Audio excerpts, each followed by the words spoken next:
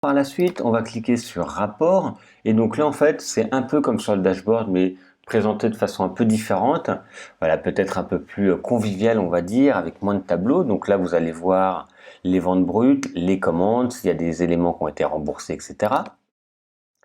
Pardon, je vais revenir sur commande parce qu'il y a tous les onglets qui sont ici aussi, donc le mois, l'année. On va revenir là, pardon. Le mois, l'année, vous pouvez choisir une période. Vente par produit, donc suivant les produits, les meilleures ventes, etc. pour savoir ce qui a été vendu. Vente par catégorie, les codes qui ont été utilisés, téléchargement client. Comme ça vous permet d'avoir vraiment un suivi, savoir ce qui marche mieux, peut-être mettre en avant vos produits qui marchent le mieux, etc.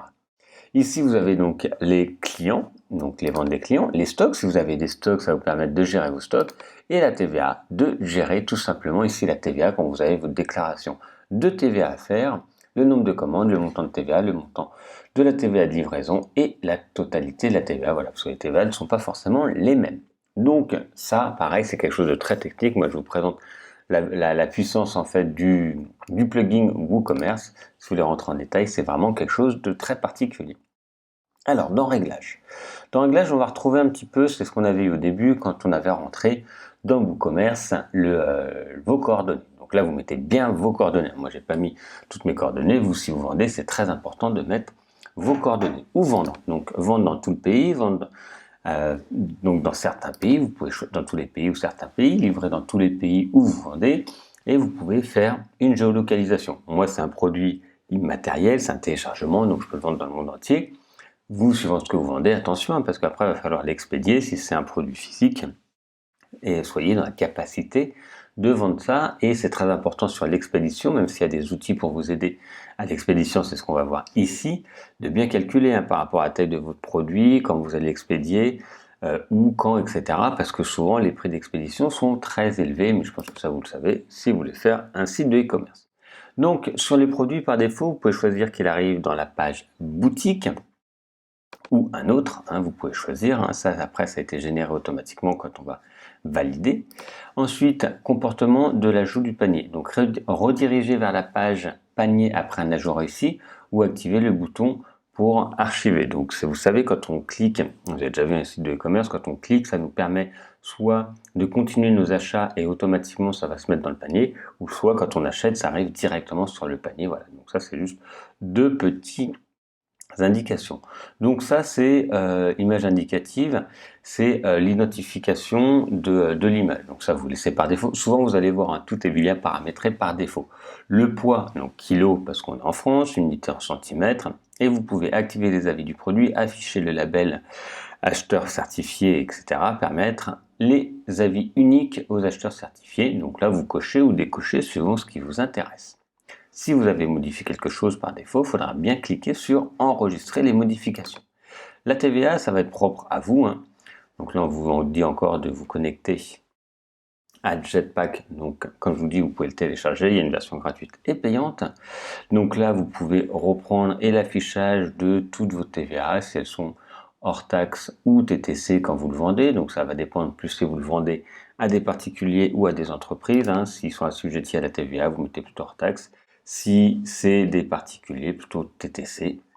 Donc ici, la zone de livraison, vous pouvez choisir et ajouter des zones de livraison et en fait, ça va calculer automatiquement ces zones de livraison et un prix indicatif qui va l'ajouter. Okay. Donc, hop, éditeur de zone. Donc là, je donne mon nom zone. Là, c'est la composition, donc limitée à des codes postaux spécifiques, et le mode de livraison. Donc après, vous choisissez le mode de livraison. Donc c'est ici que vous le faites, c'est dans Réglages. Ensuite, les paiements. Donc là, vous allez avoir une quantité énorme de possibilités de paiement. Donc vous allez choisir celle que vous voulez, hein. Donc on en avait choisi par défaut au départ. Je ne sais pas si vous vous souvenez ce qu'on avait fait. Donc on peut rajouter par exemple PayPal si ça vous intéresse. Et ici, il y a d'autres. Là, on ne sait pas direct, la banque contact, etc. Vous choisissez celle que vous voulez. Et toujours, si vous avez fait des modifications, vous cliquez sur enregistrer les modifications et vous restez bien sûr sur la même page.